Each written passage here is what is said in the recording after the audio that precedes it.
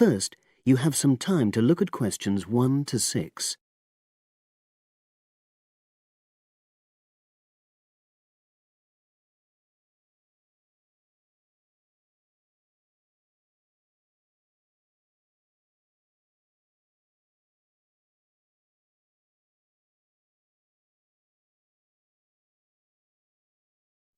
Now we shall begin.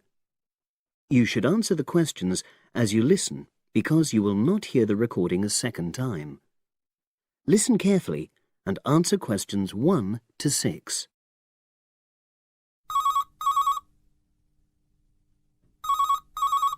Hello? Hi Liz, it's Ken here.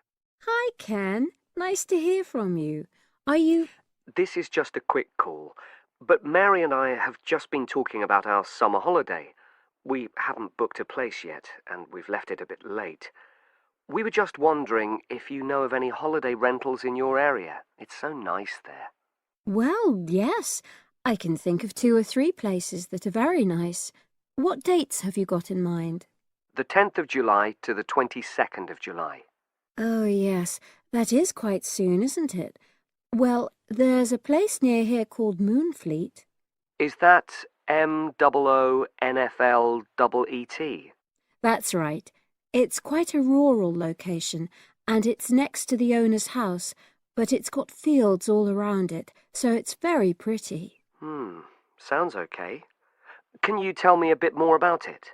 Well, it's an annex to the owner's house, and it's an apartment with 2 bedrooms and an open-plan living area. Well, I like the sound of it. Is there anything we might not like about it? Well, it's quite a distance from the nearest shops, that's all. Okay. And... well, I'll tell Mary, but I don't think she'd mind that. Do you know how you book it? You have to book on the internet. There's a web address. It's www.summerhouses. One word? Yes, then .com. You'll be able to look at a photograph on that. Okay. And what about the others? Where are they? The second one I'm thinking of is called Kingfisher, and that's even more rural. It's a really beautiful location, in fact. It's by the river, and it's got nice views. It overlooks woodland on the other side. Is that an apartment? No, it's a 3-bedroomed house, and that's got a dining room as well as a separate living room and a kitchen. But I expect it's more expensive. You'll have to check the prices. It's probably a bit bigger than we need, but our nephew might be joining us. We're not sure yet. How do you book Kingfisher? You have to phone the owner directly. Shall I give you the number? I've got it here in my phone book. It's 01752 669 218. Right. Before you hear the rest of the conversation, you have some time to look at questions 7 to 10.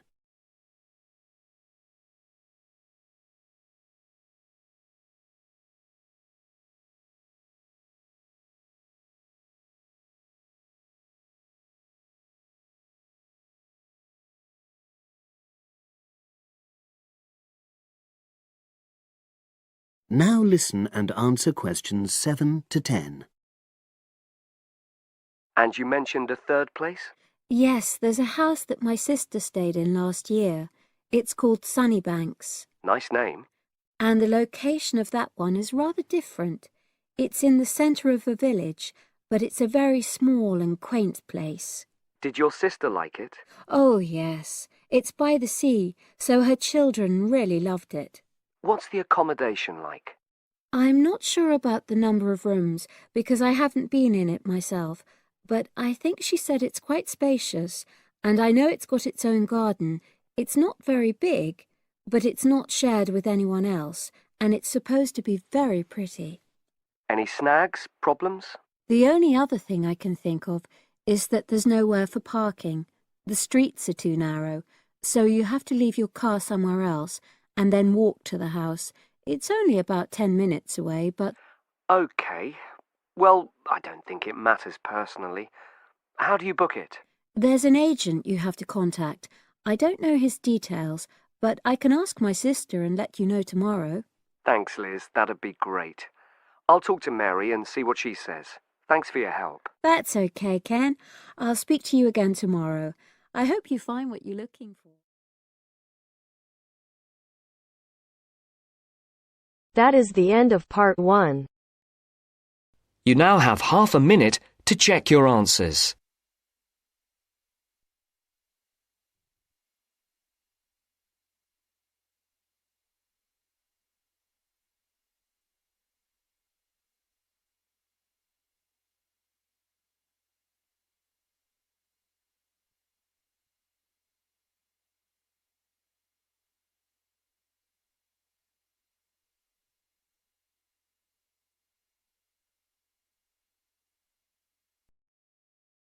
Now turns to part 2. Part 2. You are going to hear a tutor talking to a group of philosophy students. First, look at questions 11 to 13.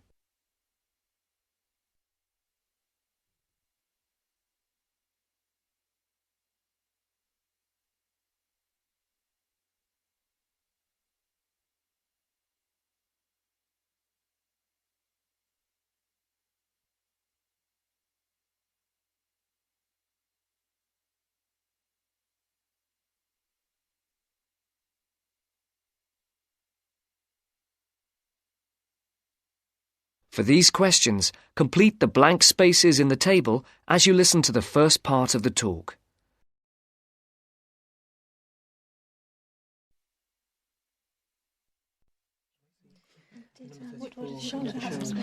Good morning, everyone.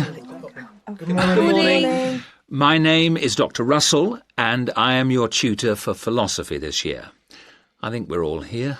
Let's see, 5, 6, 7. Yes, that's everyone. Before we look at the 3 lectures you've had on philosophy this week, I would just like to run through a few things about what you can expect of me as tutor and what in turn we expect of you. As for myself, my function as tutor is to help you in all things relating to your work in the philosophy course. The help that I am able to give is, of course, mainly academic. For personal matters, I can refer you to other support services in the university, ranging from counselling to welfare. One thing that I would point out is that if you feel that you need to talk to someone, no matter how insignificant it is, don't leave it. Oh, and the last thing is, if you do need to make an appointment, the times are listed on the door of my room. You just write your name in a time slot. But I would point out that the appointment slots get booked up quite quickly.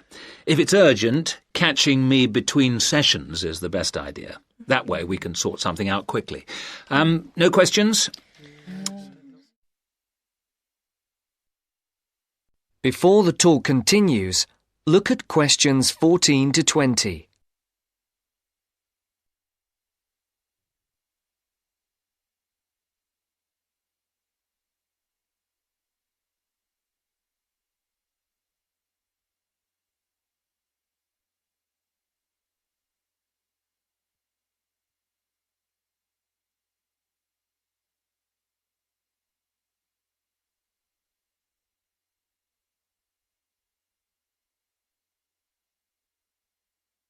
As you listen to the second part of the talk, answer the questions.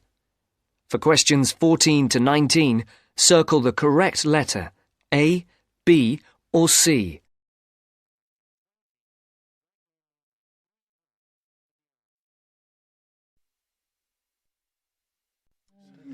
OK. As regards you as students, the tutorials are voluntary. You're not obliged to attend, but you are encouraged to do so. Last year, for the first time, a register was kept of students attending lectures, and this year tutors are being asked to keep a register of tutorial attendance. This is not a formal register, and not all tutors will be doing it, but in the philosophy department, all of us have chosen to keep registers. Another point that's being emphasised this year is punctuality. When we did exit questionnaires, we found that people arriving late for tutorials and lectures was the single most annoying thing for the majority of students. I would therefore ask you to try to be on time for the tutorials, and for all your other classes for that matter. As regards the tutorials themselves, we will have a review of the philosophy lectures of the week before, with the discussion being led by one of you each week. There is, of course, some planning involved, but you should rely primarily on the notes you made at the lectures.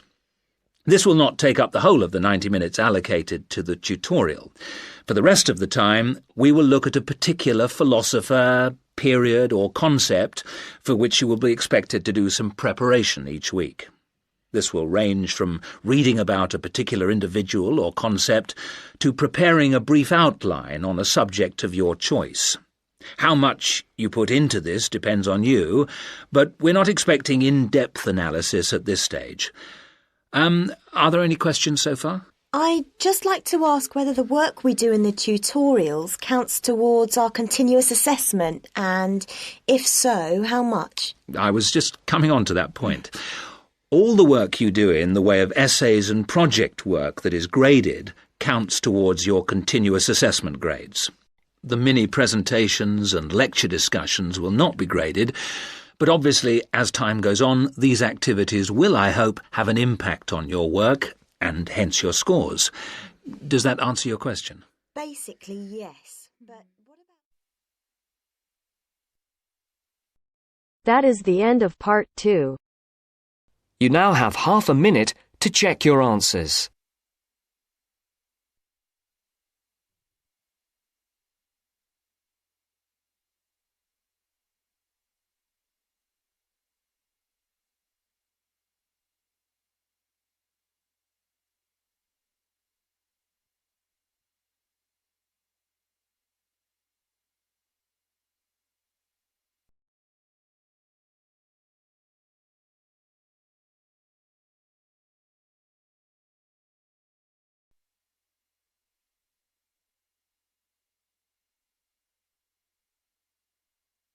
Now turns to part 3. Part 3. You will hear a discussion between two students and their teacher on a planned charity event. First, you have some time to look at questions 21 to 25.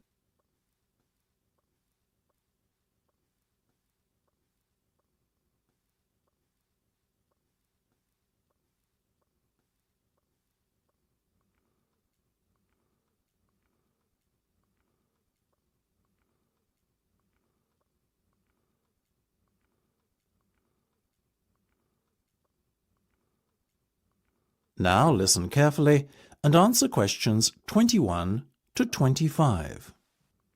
So, are you making any progress with your plans for our annual charity event? I guess first things first, have you decided what charity it will be in aid of this year? We're thinking about Help the Children Africa, sir. Well, that's Mark's idea, sir, but I myself prefer a local charity called the Meals on Wheels. I'd have to agree with Laura on this one, Mark.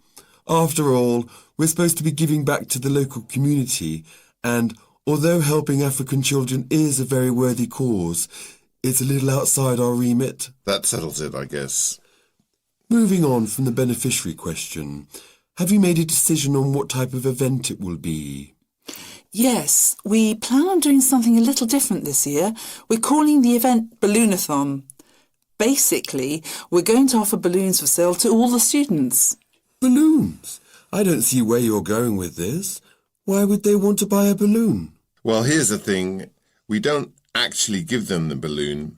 Instead, we'll write their name on it along with the special phone number, and then we'll release all the balloons into the air.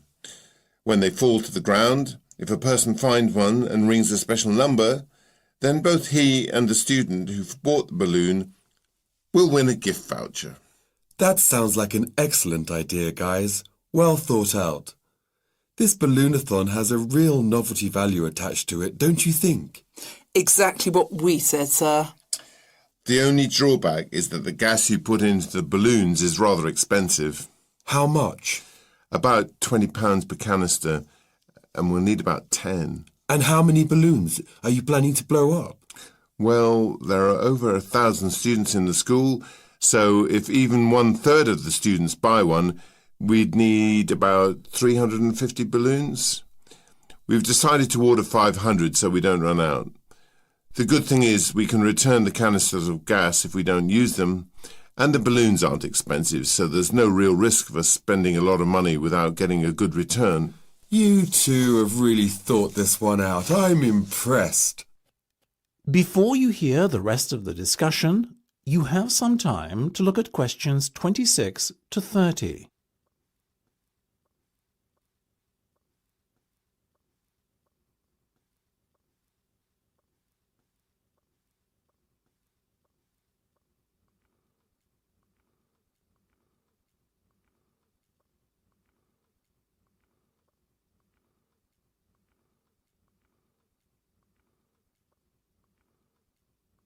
Now listen and answer questions 26 to 30. Thank you, sir.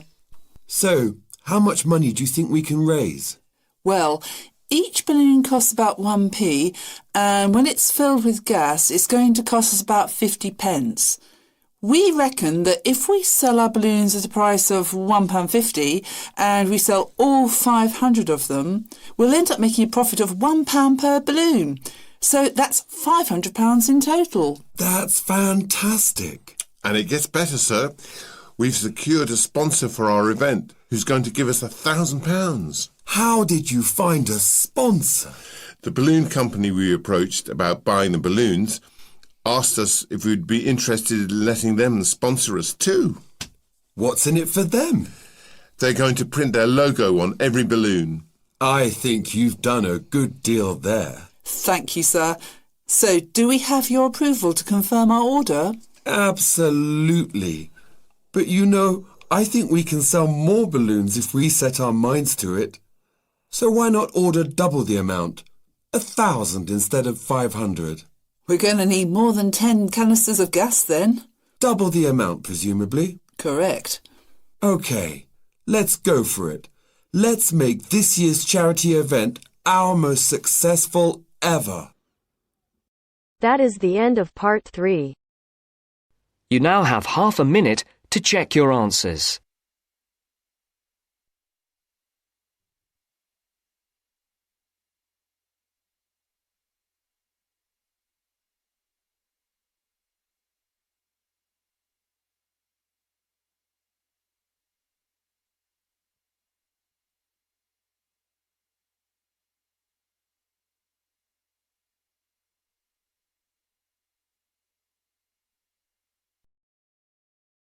Now turns to part 4. Part 4. First, you have some time to look at questions 31 to 40.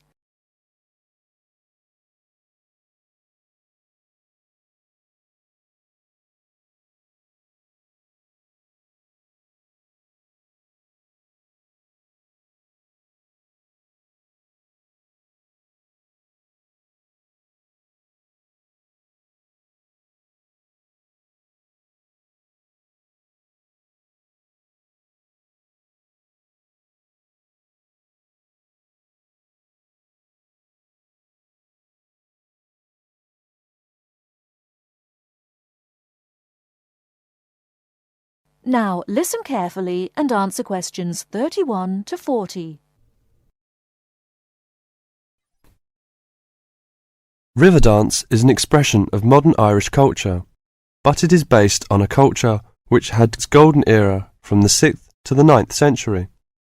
Before that period, Irish culture was oral and based on a love of complicated stories and poetic styles.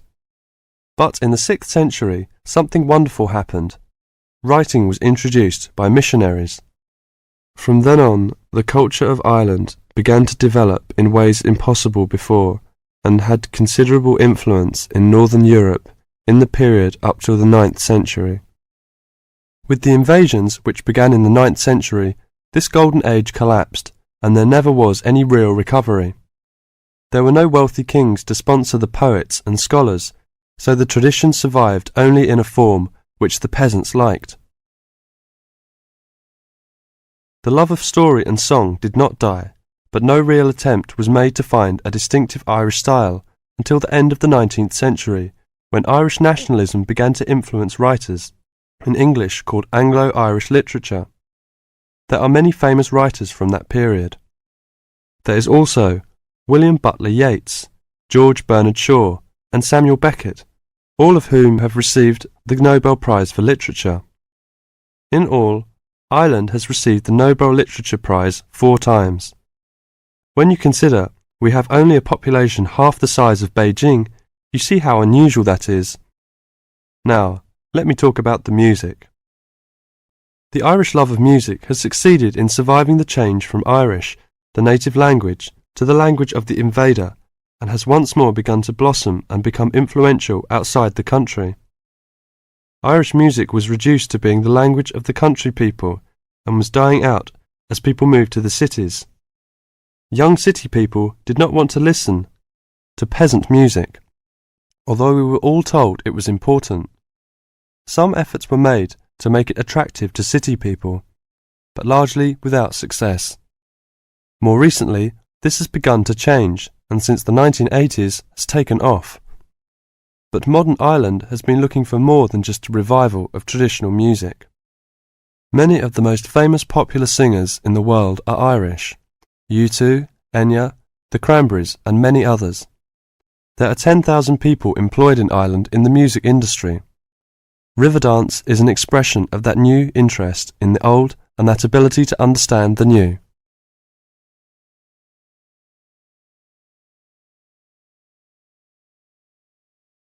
That is the end of part 4.